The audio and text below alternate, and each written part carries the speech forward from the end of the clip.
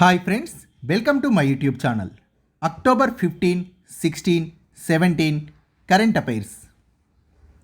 2028 Los Angeles వేదికగా జరిగే ఒలింపిక్స్లో అధికారికంగా చేరిన క్రికెట్తో కలిపి మొత్తం 5 ఆటలు చేరాయి. Cricket, squash, flag football, baseball లేదా సాఫ్ట్బాల్, లాక్రోస్. సో ఈ ఫ్లాగ్ ఫుట్బాల్ అనేది రగ్బీ తరహాలో ఉంటుంది, సిమిలార్ టు రగ్బీ. లాక్రోస్ అనేది సిమిలార్ టు హాకీకి రిలేటెడ్గా ఉంటుంది. సో సేమ్ హాకీలా ఉంటుంది ఈ గేమ్. దీనిని ఇంటర్నేషనల్ ఒలింపిక్ కమిటీ ముంబైలో జరిగిన 141వ సెషన్లో ఈ 5 ఆటల్ని ఆమోదించింది. International Olympic committee president Thomas batch ఇతను 9వ ఐఓసీ ప్రెసిడెంట్. సో ఆర్గనైజేషన్స్ వాటి యొక్క హెడ్స్ని చూద్దాం ఫ్రెండ్స్.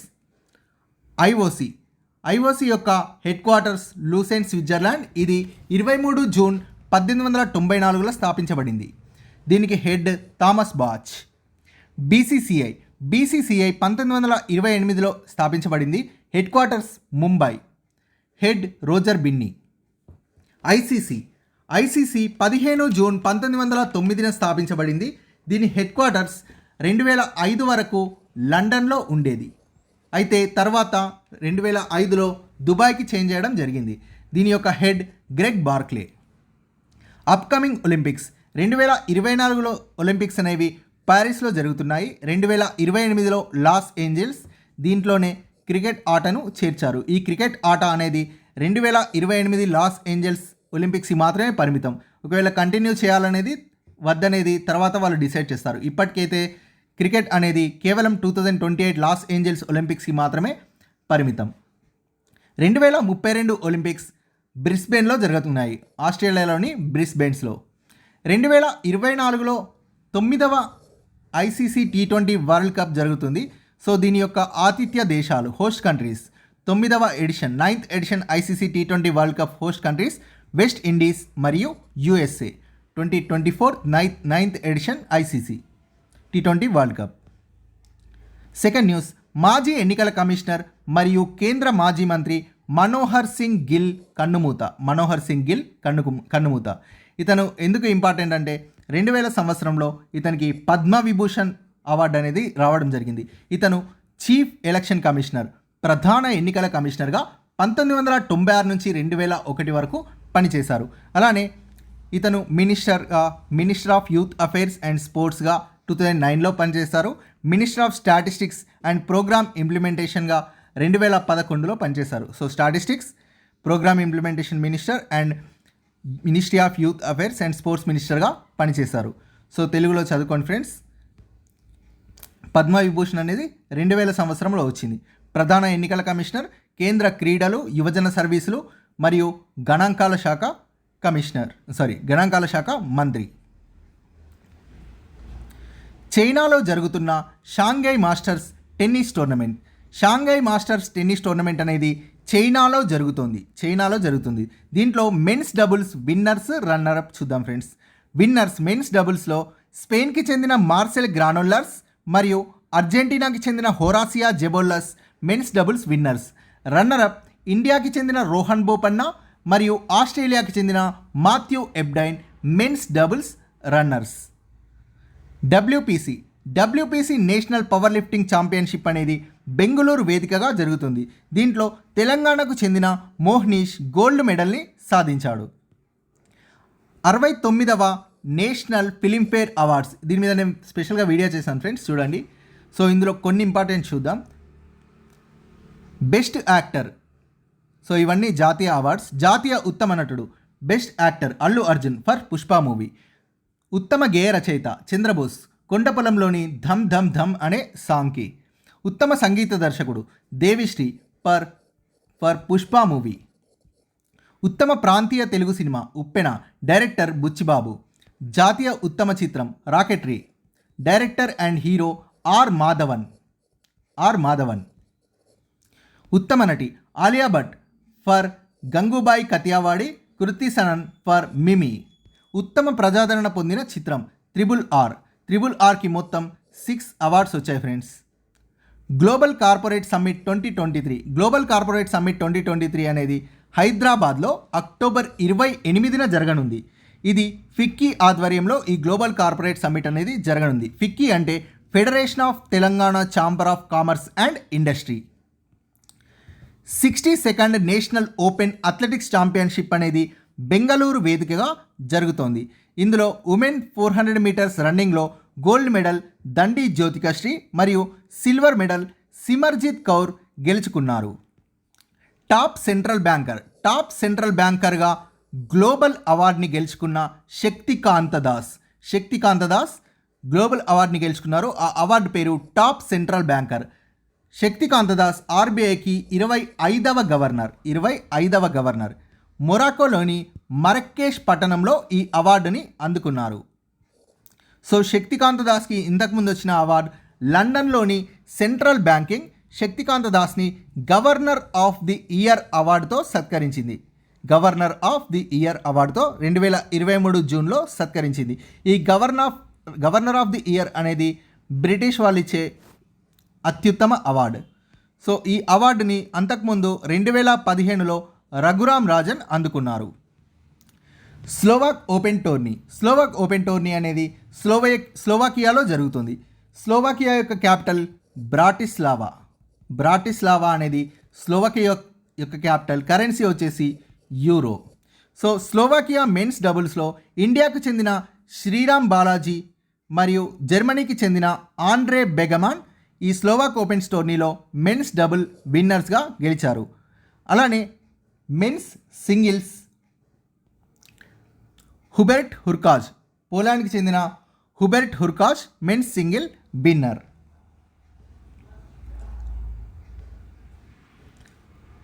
గగన్యాన్ మిషన్ అంతరిక్షంలోకి వ్యోమగాములను పంపడానికి ఇస్రో చేపట్టిన మిషన్. ఇస్రో అంతరిక్షంలోకి వ్యోమగాముల్ని పంపించడానికి గగన్యాన్ మిషన్ని చేపట్టింది. ఇది 3 రోజుల పాటు ఉంటుంది. ఈ మిషన్లో భాగంగా 3 వ్యోమగాములతో కూడిన వ్యోమనౌకని భూమికి 400 కిలోమీటర్ల దూరంలోని కక్ష్యలో ప్రవేశపెట్టనున్నారు. సో అక్టోబర్ 21న దీనికి సంబంధించి TVD-1 అనే టెస్ట్ ఫ్లైట్ని నిర్వహించనున్నారు. ఈ టెస్ట్ ఫ్లైట్ని శ్రీహరికోటలోని షార్లో నిర్వహించనున్నారు. సతీష్ ధావన్ స్పేస్ సెంటర్లో నిర్వహించనున్నారు. ఈ TVD-1 శ్రీహరికోట నుండి బంగాళాఖాతంలో ల్యాండ్ అవుతుంది. TVD-1 అనేది మానవ రహిత అంతరిక్ష పరీక్ష. గగన్యాన్ మిషన్లో భాగంగా ఒక మహిళా రోబోని కూడా అంతరిక్షంలోకి పంపనున్నారు. ఆ మహిళా రోబో పేరు వ్యోమమిత్ర. ఇస్రోకి సంబంధించిన కొన్ని రీసెంట్ పాయింట్స్ చూద్దాం ఫ్రెండ్స్. ఆదిత్య L1 అనేది ఇస్రో సూర్యునిపై ఎన్విరాన్మెంట్ వాతావరణాన్ని అధ్యయనం చేయడానికి చేపట్టిన మిషన్ ఆదిత్య L1. శుక్రయాన్ అనే మిషన్ని కూడా ఇస్రో ప్లాన్ చేస్తోంది. సౌర వ్యవస్థలో అత్యంత ప్రకాశవంతమైన వీనస్ అంటే శుక్రగ్రహంపై పరిశోధనలను చేపట్టబోతున్న మిషన్ శుక్రయాన్. ఈ గ్రహం మొత్తం వీనస్ గ్రహం అంటే శుక్రగ్రహం మొత్తం కూడా యాసిడ్తో నిండి ఉంటుంది. సో ఇస్రో యొక్క లక్ష్యాలు 2035 నాటికి అంతరిక్షంలో భారత్ అంతరిక్ష కేంద్రాన్ని ఏర్పాటు చేయడం. భారతదేశం అంతరిక్ష కేంద్రాన్ని 2035 నాటికి ఏర్పాటు చేయడం అనేది ఇస్రో లక్ష్యం.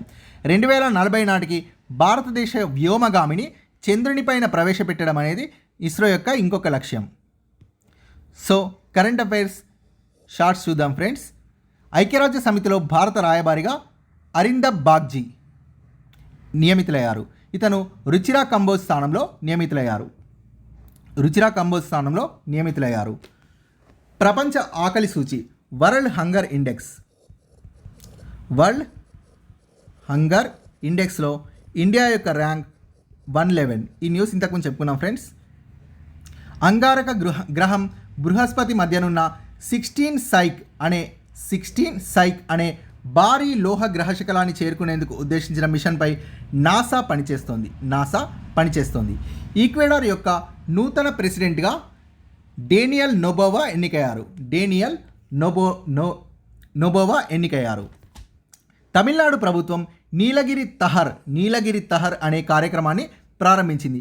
నీలగిరి తహర్ అనేది తమిళనాడు యొక్క రాష్ట్ర జంతువు. ప్రస్తుతం ఇది అంతరించిపోతున్న జంతువుల జాబితాలోకి వెళ్ళింది. సో ఈ నీలగిరి తహర్ అనే జంతువు భారతదేశంలోని పశ్చిమ కనుమల్లో కనబడుతుంది. వెస్టర్న్ ఘాట్స్లో ఈ నీలగిరి తహర్ అనే జంతువు కనబడుతుంది. గోవాలోని జీడిపప్పు పరిశ్రమకు GI ట్యాగ్ లభించింది. 18వ ఇండియా వియత్నాం జాయింట్ కమిషన్ సమావేశం హనోయిలో జరిగింది. ఉమెన్స్ ఏషియన్ ఛాంపియన్స్ ట్రోఫీ, మహిళల ఏషియన్ ఛాంపియన్స్ ట్రోఫీ 2023 హాకీకి జార్ఖండ్ రాజధాని రాంచీ ఆతిథ్యం ఇవ్వనుంది. అక్టోబర్ 27 నుండి నవంబర్ 5 వరకు ఈ ఉమెన్స్ ఏషియన్ ఛాంపియన్స్ ట్రోఫీ జరగనుంది. దీని యొక్క అధికారిక మాస్కట్ జుహీ. 141వ అంతర్జాతీయ ఒలింపిక్ కమిటీ సమావేశం ముంబైలో జరిగింది. దీంట్లోనే క్రికెట్ని 2028 ఒలింపిక్స్లో చేర్చే నిర్ణయం తీసుకున్నారు. సో ఇస్రో చేపట్టిన మిషన్స్ ఒకసారి చూద్దాం ఫ్రెండ్స్. ఈరోజు చంద్రయాన్ మిషన్ చంద్రయాన్ 1, 2, 3 3 లాంచ్ అయ్యాయి. సో చంద్రయాన్ 1 అనేది 22 అక్టోబర్ 2008లో లాంచ్ అయింది. చంద్రయాన్ 2 అనేది 22 జూలై 2019లో లాంచ్ అయింది. చంద్రయాన్ 3 అనేది 14th జూలై 2023న లాంచ్ అయింది. ఇస్రో యొక్క చైర్మన్ చంద్రయాన్ 1 టైంలో జి మాధవన్ నాయర్, చంద్రయాన్ 2 టైంలో కె శివన్, చంద్రయాన్ 3 టైంలో ఎస్ సోమనాథ్. ఈ మూడు కూడా షార్ నుండి బయలుదేరాయి. వీటి యొక్క ప్రయోగ వాహనాలు చంద్రయాన్ 1కి PSLV C11, చంద్రయాన్ 2కి GSLV MK3M1, చంద్రయాన్ 3కి LV-M3 M4. చంద్రయాన్ 1 సక్సెస్ అయింది, చంద్రయాన్ 2 ఫెయిల్ అయింది, చంద్రయాన్ 3 కూడా సక్సెస్ అయింది. చంద్రయాన్ 1 భారతదేశం 2008లో చంద్రుడిపై చేసిన తొలి ప్రయోగం చంద్రయాన్ 1. భారతదేశం నుండి చంద్రుడిపైకి వెళ్ళిన మొదటి అంతరిక్ష వాహనం ఇది. చంద్రయాన్ 1 చంద్రుని చుట్టూ 3400 సార్లు పరిభ్రమించి చాలా కీలకమైన సమాచారాన్ని చేరవేసింది. చంద్రుని ఉపరితలంపై హైడ్రాక్సిల్స్, నీటి అణువుల ఉనికిని తొలిసారిగా చంద్రయాన్ 1 గుర్తించగలిగింది. చంద్రుని ఉపరితలంపై అల్యూమినియం, సిలికాన్, మెగ్నీషియం, కాల్షియం వంటి మూలకాల ఉనికిని గుర్తించింది. చంద్రయాన్ 1లో భాగంగా చంద్రునిపైకి చేరుకున్న టెర్రైన్ మ్యాపింగ్ కెమెరా చాలా స్పష్టతతో కూడిన 3D చిత్రాలను ఇస్రోకి పంపింది. ఈ చిత్రాల ద్వారా చంద్రుని ఉపరితలంపై లావా ట్యూబ్ల ఉనికిని గుర్తించడం సాధ్యమైంది. చంద్రయాన్ 2లోని విక్రమ్ ల్యాండర్ 2019 సెప్టెంబర్ 6న చంద్రుడి ఉపరితలంపై దిగుతున్న సమయంలో కేవలం 2.1 కిలోమీటర్స్ దూరంలో విక్రమ్ ల్యాండర్తో సంబంధాలు తెగిపోయాయి. దీనికోసం ఇస్రో మరియు నాసా చాలా ట్రై చేశాయి కానీ ఫెయిల్ అయింది. చంద్రయాన్ 3 ద్వారా ల్యాండర్ విక్రమ్ మరియు రోవర్ ప్రజ్ఞాన్లు చంద్రుడిపై పరిశోధనలు చేయడానికి ప్రవేశపెట్టారు. ఏమేం పరిశోధనలు అంటే చంద్రుడి ఉపరితలంపైన ఉండే మూలకాల గురించి మరియు వాతావరణంలోని వాయువుల గురించి, చంద్రుడి వాతావరణంలో ఉన్న విద్యుదావేశ కణాల పరిస్థితిని గురించి, అలానే చంద్రుడిపై భూకంపాలు రావడానికి గల కారణాలు తెలుసుకోవడానికి రోవర్తో కలిపి 5 పరికరాలను పంపారు.